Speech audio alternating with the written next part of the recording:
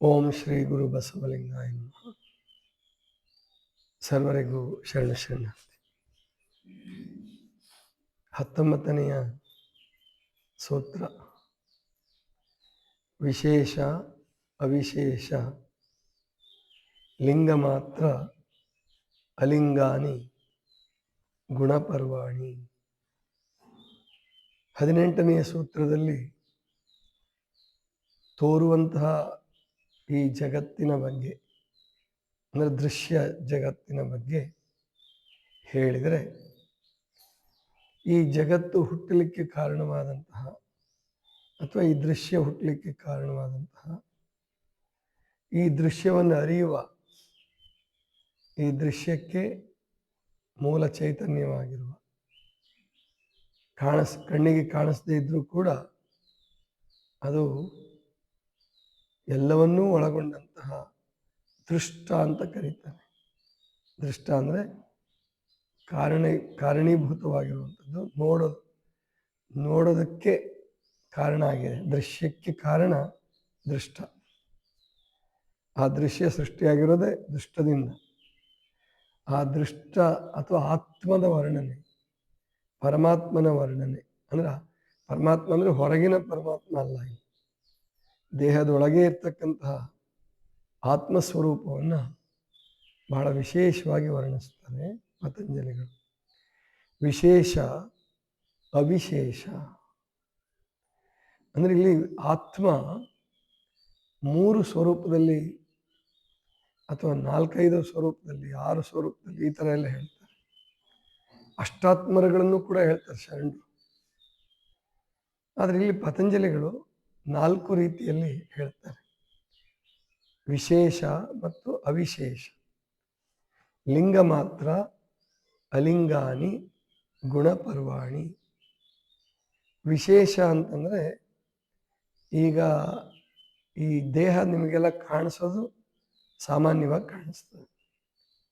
ಆದರೆ ಪ್ರಾಣ ಮತ್ತು ಆತ್ಮ ಅಥವಾ ಜೀವಾತ್ಮ ಯಾರಿಗೂ ಕಾಣಿಸಲ್ಲ. ಯಾವುದು ದೇಹದ ಬದುಕಿಗೆ, ದೇಹದ ಹುಟ್ಟಿಗೆ, ದೇಹದ ಚಲನೆಗೆ ಕಾರಣ ಆಗಿದೆಯೋ ಅದು ಅತ್ಯಂತ ವಿಶೇಷ. ಅಷ್ಟೇ, ಬರೀ ವಿಶೇಷ ಅಂದರೆ, ವಿಶೇಷ ಅಂದ್ರೆ ಬಹಳ ಗೊತ್ತಿದೆ ನಿಮಗೆಲ್ಲ.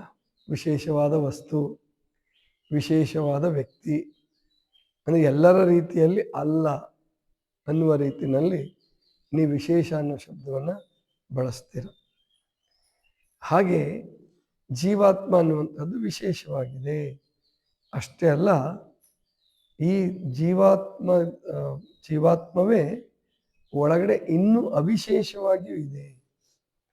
ಅವಿಶೇಷ ಅಂತಂದರೆ, ಈಗ ಉದಾಹರಣೆಗೆ ಶರಣರೇನು ಹೇಳ್ತಾರೆ ಅಂತಂದರೆ, ಪ್ರತಿಯೊಂದು ಚಕ್ರದಲ್ಲಿಯೂ ಕೂಡ ಆತ್ಮ ಬೇರೆ ಬೇರೆ ಹೆಸರಿನಲ್ಲಿ, ದೇವತೆಯ ಹೆಸರಿನಲ್ಲಿ ಅಸ್ತಿತ್ವದಲ್ಲಿದೆ ಅಂತ ಹೇಳ್ತಾರೆ.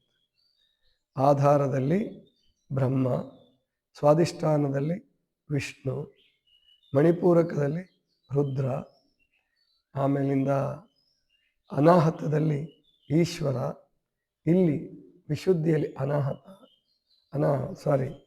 ವಿಶುದ್ಧಿಯಲ್ಲಿ ಸದಾಶಿವ, ಇಲ್ಲಿ ಶಿವ ಅಥವಾ ಮಹಾಲಿಂಗ ಅಂದರೆ ಆಜ್ಞಾಚಕ್ರದಲ್ಲಿ. ಹಾಗೆ ಪ್ರತಿಯೊಂದು ಚಕ್ರದಲ್ಲಿಯೂ ಆತ್ಮನ ಸ್ವರೂಪ ಬೇರೆ ಬೇರೆ ಹೆಸರನ್ನು ತಾಳುತ್ತೆ ಅಂದಾಕ್ಷಣಕ್ಕೆ. ಅದು ವಿಶೇಷ. ಆದರೆ ನಾಮರಹಿತವಾದಂತಹ ಸಹಸ್ರಾರ ಚಕ್ರದಲ್ಲಿ ನಾಮವೇ ಇಲ್ಲದಂತಹ ಅವಿಶೇಷ ಸ್ವರೂಪದಲ್ಲಿಯೂ ಆತ್ಮನ ಅಸ್ತಿತ್ವ ಇದೆ.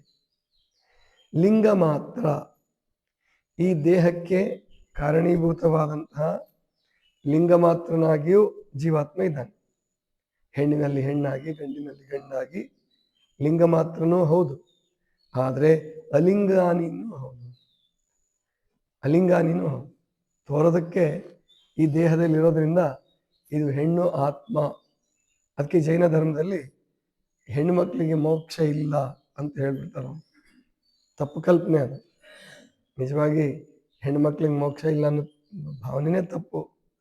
ಯಾಕಂದ್ರೆ ನಡುವೆ ಸುಳಿಯುವ ಆತ್ಮ ಹೆಣ್ಣು ಅಲ್ಲ, ಗಂಡು ಅಲ್ಲ. ಆದರೆ ಈ ಪ್ರತಿಯೊಬ್ಬರ ಆತ್ಮಸ್ವರೂಪ ಆಜ್ಞಾಚಕ್ರದಲ್ಲಿ ಮತ್ತು ಸಹಸ್ರಾರ ಚಕ್ರದಲ್ಲಿ ಅಲಿಂಗಾನಿ ಅಂದರೆ ಯಾವ ಲಿಂಗಕ್ಕೂ, ಇಲ್ಲಿ ಲಿಂಗ ಅಂತಂದರೆ ದೇಹಕ್ಕೆ ಸಂಬಂಧಪಟ್ಟಿದ್ದು ಜೀವಾತ್ಮ. ಈ ಜೀವಾತ್ಮ ಅಂತರಾತ್ಮನಾಗಿ ಪರಮಾತ್ಮನಾಗಿಯೂ ಕೂಡ ನಮ್ಮೊಳಗಡೆ ಇದ್ದಾನೆ. ಇದನ್ನು ಉಪನಿಷತ್ಕಾರರು ಒಂದು ಮರಕ್ಕೆ ಹೋಲಿಕೆ ಕೊಟ್ಟು, ದೇಹವನ್ನು ಒಂದು ಮರಕ್ಕೆ ಹೋಲಿಕೆ ಕೊಟ್ಟು ಅಲ್ಲಿ 3 ಪಕ್ಷಿಗಳು ಕೂತಿರ್ತಕ್ಕಂಥದ್ದು ಒಂದು ಕತೆ ಹೇಳ್ತಾರೆ. 3 ಪಕ್ಷಿಗಳು ಕೂತಿವೆ, ಒಂದು ಸುಖ ದುಃಖಗಳನ್ನು ಉಣ್ತಾ ಇದೆ. 2 ಪಕ್ಷಿಗಳನ್ನು ಹೇಳ್ತಾರೆ ಅಂತ ಅನ್ಸುತ್ತೆ. ಒಂದು ಪಕ್ಷಿ ಸುಖ ದುಃಖವನ್ನು ಉಣ್ತಾ ಇದೆ, ಇನ್ನೊಂದು ಸಾಕ್ಷೀಭೂತವಾಗಿ ನೋಡ್ತಾ ಇದೆ. ಅಲ್ಲಿ ನೋಡುವ ಪಕ್ಷಿ, ಸುಖ ದುಃಖವನ್ನು ಉಣ್ಣುವ ಪಕ್ಷಿ ಬೇರೆ ಬೇರೆ ಅಲ್ಲ. ಈ ಬುದ್ಧಿ ಮತ್ತು ಅಹಂಕಾರದ ಜೊತೆಗೆ ಸೇರಿಕೊಂಡಾಗ ಬೇರೆ ಬೇರೆಯಾಗಿ ತೋರ್ತದೆ.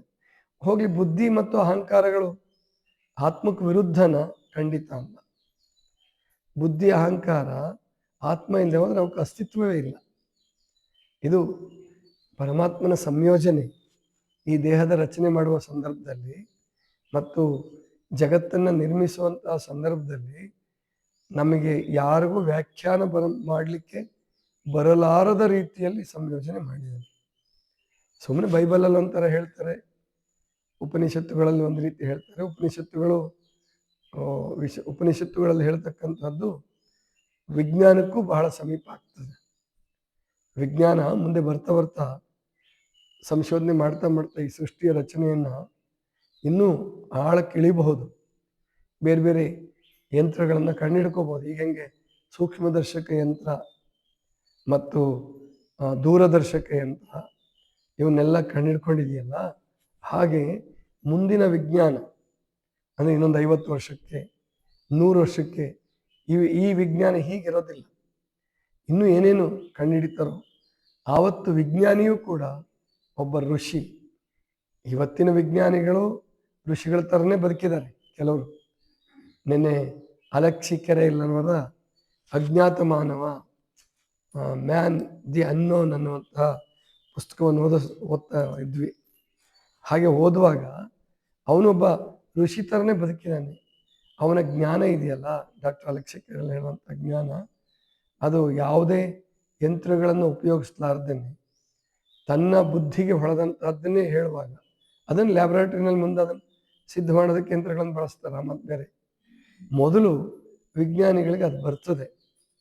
ಹಾಗೆ ಥಾಮಸ್ ಆಲ್ವಾ ಎಡಿಸನ್ ಮತ್ತು ಮೈಕೆಲ್ ಫಾರಡೆ, ಇನ್ನೂ ಅನೇಕ ಜನ ವಿಜ್ಞಾನಿಗಳು, ಐನ್ಸ್ಟೀನ್ ಬದುಕು ಕೂಡ ಒಂದು ರೀತಿ ಋಷಿ ಥರನೇ, ತತ್ವಜ್ಞಾನಿ ಥರನೇ ಅವರು ಬದುಕಿದರು.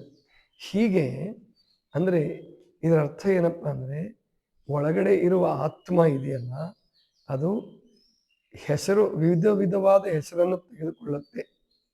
ಲಿಂಗ ಮತ್ತು ಅಲಿಂಗ, ಲಿಂಗ ಮಾತ್ರ ಮತ್ತು ಅಲಿಂಗ, ವಿಶೇಷ ಮತ್ತು ಅವಿಶೇಷ. ವಿಶೇಷ ಮತ್ತು ಅವಿಶೇಷ ಶಬ್ದಗಳಿಗೆ ಹೇಗೆ ಹೋಲಿಕೆ ಕೊಡ್ಬೋದು ಅಂದರೆ, ವಿರಳ ಅವಿರಳ ಅಂತ ಬಳಸ್ತಾರೆ. ಚನ್ನಬಸವಣ್ಣವ್ರಿಗೆ ಹೇಳುವಾಗ ಅವಿರಳ ಜ್ಞಾನಿ ಅಂತ ಬಳಸ್ತಾರೆ. ಅದು ವಿರಳಕ್ಕೆ ವಿರುದ್ಧವಾದದ್ದಲ್ಲ. ವಿರಳ ಅಂದರೆ ಕಡಿಮೆ, ಅವಿರಳ ಅಂದರೆ ಹೆಚ್ಚು ಅಂತ ಅರ್ಥ. ವಿರಳವಾದದ್ದು ಅಂದರೆ ತುಂಬ ವಿಶೇಷವಾದದ್ದು ಅಂತ ತಗೋಬೇಕು. ಕಡಿಮೆ ಅನ್ನೋ ಅರ್ಥ ತಗೋಬಾರ್ದಲ್ಲಿ. ಅವಿರಳ ಅಂದರೆ ಇನ್ನೂ ವಿಶೇಷ. ಅವಿಶೇಷ ಅನ್ನೋದಕ್ಕೆ ಶಬ್ದವನ್ನು ಬಳಸ್ತಾರಲ್ಲ, ಅದು ಅವಿಶೇಷ. ಹೀಗೆ ಲಿಂಗ ಮಾತ್ರ ಮತ್ತು ಲಿಂಗಾನಿ, ಕಡೆಗೆ ಗುಣಪರ್ವಾಣಿ. ಗುಣ ಅಂದ ಕೂಡಲೇ ವ್ಯಾಖ್ಯಾನಕಾರರೆಲ್ಲ ಏನು ಮಾಡಿಬಿಟ್ಟಿದ್ದಾರೆ ಅಂದರೆ, ಈ ತ್ರಿಗುಣಗಳಿಗೆ ಮಾತ್ರ ಸೀಮಿತ ಮಾಡಿಬಿಟ್ಟಿದ್ದಾರೆ. ಇಲ್ಲ, ಹಾಗಾಗೋದಿಲ್ಲ. ಇಲ್ಲಿ ದೃಶ್ಯದ ವರ್ಣನೆಯನ್ನು ಮಾಡುವಾಗಲೇ ತ್ರಿಗುಣಗಳಿಗೆ ಅತೀತವಾಗಿ ವರ್ಣನೆ ಮಾಡ್ತಾರೆ 18ನೇ ಸೂತ್ರದಲ್ಲಿ. 19ನೇ ಸೂತ್ರದಲ್ಲಿ ದೃಷ್ಟನನ್ನೇ ಅಂದರೆ ಆತ್ಮನನ್ನೇ ವರ್ಣಿಸ್ತಾ ಇರ್ತಕ್ಕಂಥದ್ದು. ಇಲ್ಲಿ ಗುಣಪರ್ವಾಣಿ ಅಂದರೆ ತ್ರಿಗುಣಗಳಲ್ಲ, ಸದ್ಗುಣಗಳು ಅಂತ ತಗೋಬೇಕು. ಸದ್ಗುಣಗಳೆಲ್ಲವೂ ಒಳ್ಳೆಯ ಗುಣಗಳ ಮೊತ್ತ. ಒಬ್ಬ ಸಾಧಕ ಅಥವಾ ಯೋಗಿ ಯೋಗ ಸಾಧನೆ ಮಾಡ್ತಾ ಮಾಡ್ತಾ ಅವನು ಸದ್ಗುಣ ಸಂಪನ್ನನೂ ಆಗ್ತಾನೆ. ಮೊದಲು ಅವನು ದುರ್ಗುಣಿ ಇರ್ಬೋದು, ದುರ್ಗುಣಗಳಿರ್ಬೋದು, ಎಲ್ಲರಲ್ಲೂ ಇದ್ದೇ ಇರ್ತವೆ. ಆದರೆ ಬರ್ತಾ ಬರ್ತಾ ಗುಣಪರ್ವಾಣಿ, ಗುಣದ ಹಬ್ಬವಾಗುತ್ತದೆ. ಪರ್ವ ಅಂದ್ರೆ ಹಬ್ಬ ಅಂತ ಅರ್ಥ. ಗುಣದ ಹಬ್ಬವಾಗುತ್ತದೆ ಅಂದ್ರೆ ಅವನ ಇರುವಿಕೆ, ಅವನ ಬದುಕು, ಅವನ ಚಿಂತನೆ ಎಲ್ಲವೂ ಕೂಡ ಜಗತ್ತಿಗೆ ವಿಶೇಷವಾದ ಹಬ್ಬದ ರೀತಿಯಲ್ಲಿ ಆಗುತ್ತೆ. ಅದನ್ನ ಅಗ್ಗವಣಿ ಹಂಪಯ್ಯನವರು ಅನ್ನುವಂಥ ಒಬ್ಬ ಶರಣರು, ನಾಳೆ ಆ ವಚನವನ್ನು ಹೇಳ್ತೀನಿ, ನಾಳೆ ಇದೇ ಸೂತ್ರವನ್ನು ಮುಂದುವರಿಸೋಣ. ಗುಣಪರ್ವಾಣಿ, ಒಬ್ಬ ಯೋಗಿ, ಯೋಗ ಸಾಧಕ. ಇವತ್ತಿನ ರೀತಿಯಲ್ಲಿ ಯೋಗಿಗಳು ಜೈಲಲ್ಲಿ ಸೇರ್ಕೊಂಡಿದ್ದಾರೆ. ಕೆಲವು ಯೋಗಿಗಳು ಕಠಿಣ ಸಜಾಕ್ಕೆ ಒಳಗಾಗಿದ್ದಾರೆ, ಇನ್ನು ಫೋಕ್ಸೋ ಕಾಯ್ದೆ ಒಳಗಡೆ ಸಿಕ್ಕಾಕೊಂಡಿದ್ದಾರೆ. ಈ ಥರ ಆಗಲ್ಲ. ಮೊದಲು ಬರ್ತಾ ಮೊದಲು ಸಾಧನೆ ಮಾಡುವಾಗ ಹಂಗೂ ಆಗುತ್ತೆ. ಅಂದರೆ ಅವನ ಎಲ್ಲ ಗುಣಗಳು ಪ್ರಕಾಶಿಸಲ್ಪಡ್ತವೆ. ಅಲ್ಲಿ ದುರ್ಗುಣಗಳಿಗೂ ಕೂಡ ಶಕ್ತಿ ಬಂದ್ಬಿಡುತ್ತೆ. ದುಷ್ಟ ಪ್ರವೃತ್ತಿಗಳಿದ್ರೆ ಅವು ಜಾಸ್ತಿ ಆಗ್ತವೆ ಆಧ್ಯಾತ್ಮ ಸಾಧನೆ ಮಾಡೋ ಪ್ರಾರಂಭದಲ್ಲಿ. ಆದರೆ ಬರ್ತಾ ಅದು ಸದ್ಗುಣಗಳು ಮಾತ್ರ ಉಳಿತವೆ, ದುರ್ಗುಣಗಳು ಪರಿವರ್ತನೆ ಆಗ್ತವೆ. ದುರ್ಗುಣಗಳು ನಾಶ ಆಗೋದಿಲ್ಲ, ದುರ್ಗುಣಗಳು ಪರಿವರ್ತನೆಯಾಗಿ ಸದ್ಗುಣಗಳಾಗ್ತವೆ. ಅದಕ್ಕೆ ಇತ್ತೀಚೆಗೆ ಓಶೋ ತತ್ವಜ್ಞಾನ ಹೇಳುತ್ತೆ ಏನು ಅಂತಂದರೆ, ದುರ್ಗುಣಿ, ದುಶ್ಚಟ ಜೀವಿ ಅವನು ನಿಂದನೆಗೆ ಪಾತ್ರನಷ್ಟೇ ಅಲ್ಲ. ನಿಂದನೆಗೆ ಪಾತ್ರ ಹೌದು, ಅವನು ಗೊತ್ತಿದ್ದು ಮಾಡ್ತಾ ಇದ್ರೆ, ಮತ್ತು ತಪ್ಪು ಮಾಡ್ತಾ ಇದ್ರೆ ನಿಂದನೆಗೆ, ಶಿಕ್ಷೆಗೆ ಯೋಗ್ಯ ಅವನು. ಆದರೆ ದುರ್ಗುಣಗಳು ಸದ್ಗುಣಗಳಿಗೆ ವಿರುದ್ಧ ಅಲ್ಲ. ದುರ್ಗುಣಗಳು ಸದ್ಗುಣಗಳಾಗಿ ಪರಿವರ್ತನೆ ಆಗಬೇಕು. ಈ ಕಾಮವೇ ಭಕ್ತಿಯಾಗಿ ಪರಿವರ್ತನೆ ಆಗುತ್ತೆ, ಕ್ರೋಧವೇ ಕರುಣೆಯಾಗಿ ಪರಿವರ್ತನೆ ಆಗುತ್ತೆ, ಲೋಭವೇ ಔದಾರ್ಯವಾಗಿ ಪರಿವರ್ತನೆ ಆಗುತ್ತೆ, ಮೋಹವೇ ನಿರ್ಲಿಪ್ತತೆಯಾಗಿ ಪರಿವರ್ತನೆ ಆಗುತ್ತೆ. ಹೊಟ್ಟೆ ಕಿಚ್ಚು, ಮತ್ಸರ ಅನ್ನುವಂಥದ್ದು ಇದೆಯಲ್ಲ, ಅದು ವಿಶಾಲ ಮನೋಭಾವನೆ, ಸರ್ವರಲ್ಲಿಯೂ ಪ್ರೀತಿ, ಸರ್ವ ಜೀವಿಗಳನ್ನು ಪ್ರೀತಿಸ್ತಕ್ಕಂತಹ ಗುಣವಾಗಿ ಪರಿವರ್ತನೆ. ಅಹಂಕಾರ ಕಿಂಕರತೆಯಾಗಿ, ಮದ ಕಿಂಕರತೆಯಾಗಿ ಪರಿವರ್ತನೆ ಆಗುತ್ತೆ. ಅದೇ ಗುಣಪರ್ವಾಣಿ. ಗುಣಪರ್ವಾಣಿ ಎನ್ನುವ ಶಬ್ದಕ್ಕೆ ಹೀಗೆ ನಾವು ಗುಣಗಳು ಹಬ್ಬದವಾಗಿ ಸದ್ಗುಣಗಳಾಗಿ ಪರಿವರ್ತನೆ ಆಗ್ತವೆ. ಅದು ಬಹಳ ವಿಶೇಷ. ಅದಕ್ಕೆ ಯೋಗಿಯ ಬದುಕು ದೃಷ್ಟು ಅಂದರೆ ಇಲ್ಲಿ ಎಲ್ಲರ ಆತ್ಮವು ದೃಷ್ಟು ಅಲ್ಲ, ಎಲ್ಲರ ಆತ್ಮಕ್ಕೆ ಸಂಬಂಧಪಟ್ಟಿದ್ದಲ್ಲ. ಈಗ ಒಬ್ಬ ತಾಮಸ ಜೀವಿ ಇನ್ನೂ ಭಕ್ತನೇ ಆಗಿಲ್ಲ, ಯೋಗ ಮಾರ್ಗಕ್ಕೆ ಬಂದಿಲ್ಲ, ಅವನಲ್ಲೂ ಆತ್ಮ ಇದೆ. ಆದರೆ ಆ ಆತ್ಮ ಇನ್ನು ಜಾಗೃತ ಆತ್ಮ ಅಲ್ಲ, ಅಲ್ಲಿ ಪರಮಾತ್ಮನ ಜಾಗೃತಿ ಆಗಿಲ್ಲ, ಗುಣಪರ್ವಾಣಿ ಸಂಭವಿಸಿಲ್ಲ ಅಲ್ಲಿ. ಆದ್ದರಿಂದ ಇದು 18ನೇ ಸೂತ್ರ ಇದೆಯಲ್ಲ, ಬಹಳ ವಿಶೇಷವಾಗಿದೆ. ಇದರ ಬಗ್ಗೆ ನಾಳೆ ಇನ್ನೂ ಒಂದು ಸ್ವಲ್ಪ ವಿಸ್ತಾರವಾಗಿ ತಿಳ್ಕೊಳ್ಳೋಣ. 18ನೇ ಸೂತ್ರವನ್ನೇ ನೋಡೋಣ. ಇದಿಷ್ಟು ಇವತ್ತಿನ ಚಿಂತನ. ಸರ್ವರಿಗೂ ಶರಣು ಶರಣು.